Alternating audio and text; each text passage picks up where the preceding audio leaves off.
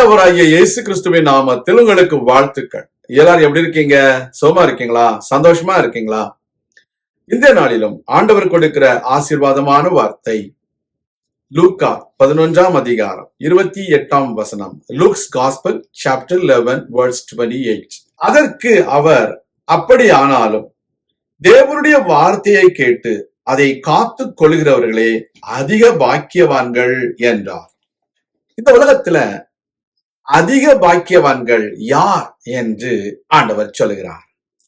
அநேகர் ஆசீர்வதிக்கப்பட்டிருக்கிறார்கள், அநேகர் ஆசீர்வாதமாய் இருக்கிறார்கள், அநேகர் பாக்கியவான்களாய் இருக்கிறார்கள். ஆனால் ஆண்டவரோ நீங்களும் நானும் அதிக பாக்கியவான்களாக மாற வேண்டும் என்று விரும்புகிறார். Dear children of God, there are many people, those who are blessed in this world because of their efforts, because of their job, because of their heritage, because of their background. They might show some signs of blessings in their life. But the Lord God teaches us what is more blessing. There are people, they consider the worldly blessing as a blessing.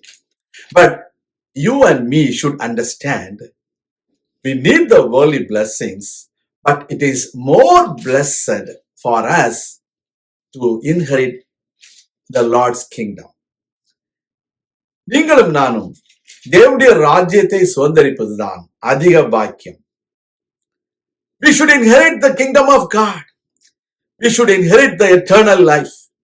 We should receive the forgiveness of sins in our life. Our eyes of understanding should be opened. That is the blessing that everyone needs in his life or in her life. Jesus says, it is more blessed for us to listen to the word of God and to keep the word of God in our life. It is not only listening, it is not only reading, it is not only just meditating, but we need to keep the word of God. Otherwise, it is not useful. We are not going to be blessed more. இந்த உலகத்துல அநேக அறிவுரைகளை நீங்கள் கேட்டும் அந்த அறிவுரைகளை நீங்கள் கடைபிடிக்காவிட்டால், அதன்படி செய்யாவிட்டால் உங்களுக்கு பயனில்லை.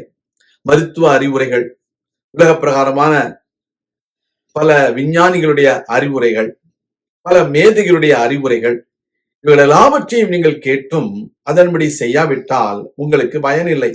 அதே போல தேவாதி தேவனுடைய அறிவுரையை நாம் கேட்டும் அதன்படி செய்யாமல் போனால் நமக்கு அதிக பாக்கியம் இல்லை என்பதுதான் உண்மை.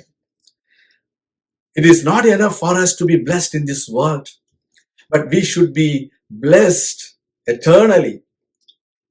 We are going to inherit the eternal life. We are going to inherit the eternal kingdom of God. We are predestined to be with our Lord Jesus Christ in heaven. That is the most blessed thing in this world. In order for us to inherit that greater blessing, we need to listen to the word of God and to keep the word of God in our life. We need to do according to the word of God. We need to follow accordingly so that we will have more blessings in our life. நம்முடைய வாழ்க்கையில அதிக ஆசீர்வாதம் உண்டாக வேண்டும் என்றால் அப்படி இருக்க வேண்டும். கர்த்தருடைய பிள்ளைகளே, கானாவூர் கல்யாணத்துல முந்தின திராட்சரசத்தை பார்க்கிறோம் பிந்தின திராட்சரசம் அதிக சுவை உள்ளதாக இருந்தது. காரணம் என்ன? ஆண்டவராகிய இயேசு கிறிஸ்து சொன்னபடியே அவர்கள் செய்தார்கள். In the wedding of Cana, the later wine was more tastier than the earlier wine. Why? It is because they did according to the instructions of our Lord Jesus Christ. The same way, you need the later blessing, you need to follow the words of our Lord Jesus Christ and do accordingly. Then you will receive the blessed life in the future. நான் உங்களுக்காக ஜெபிக்கிறேன். எங்கள் அன்பின் பரலோக பிதாவே, உடைய பிள்ளைகளாகிய நாங்கள் அதிக பாக்கியவான்களாய் வாழ தேவனே எங்களுக்கு உதவி செய்திடலாம்.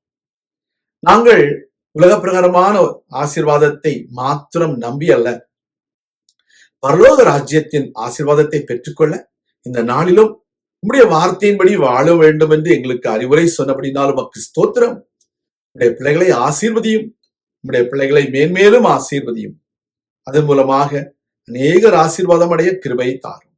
இயேசு கிறிஸ்துவின் நாமத்தில் ஜெபிக்கிறோம் எங்கள் நல்ல பிதாவே, ஆமேன். கர்த்தர் தாமே உங்களை ஆசீர்வதிப்பாராக. ஆமேன்.